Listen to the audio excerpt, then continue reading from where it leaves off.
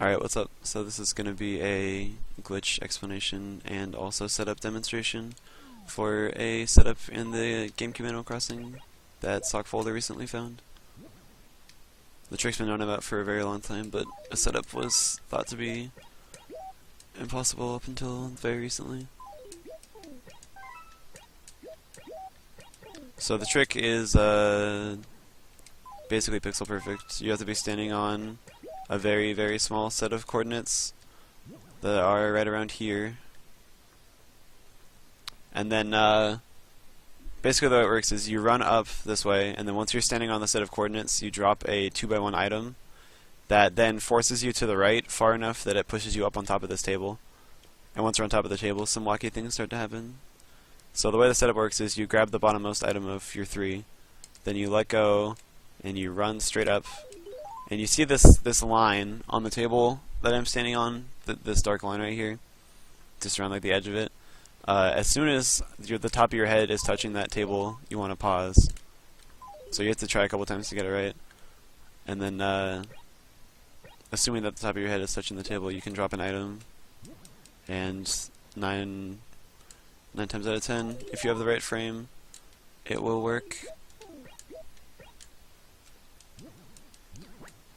There is a cue that you can use that involves the background wallpaper, but unfortunately I'm using a smaller house than Sockfolder was using, so you can't really see that happening.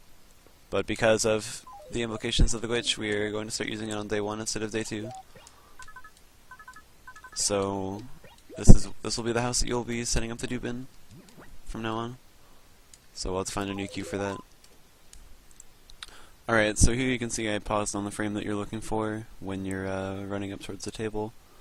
The best way that you can tell whether or not you have the frame is you want to look here at the top of your screen, the top of the menu here. You can see that it intersects with the very top of this white line running along the bricks here. So you'll know if you have the right frame if you can see the white line or not.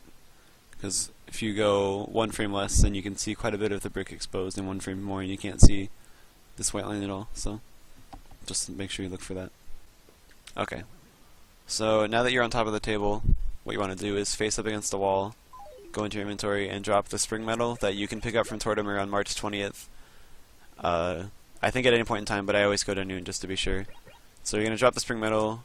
So the spring metal can be sold for 19,000 bells, making it a quick item that you can get that sells for a ton of money.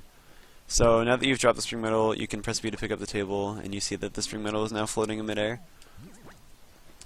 So this is when things get a little interesting. If you now drop a 1x1 item under the table, I use the tape deck because you always have it. And then if you walk out of your house, and then walk back into it, you'll see that they switch positions, and now the tape deck is below the metal. So now what I'm going to do is pull the tape deck down into a good position.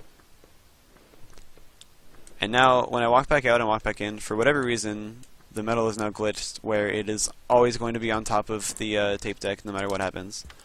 So if I walk in, pick up the spring metal, walk out of the house, walk back into the house, pick up the spring metal again, it'll always be there no matter what. I'm not 100% sure why this glitch works yet.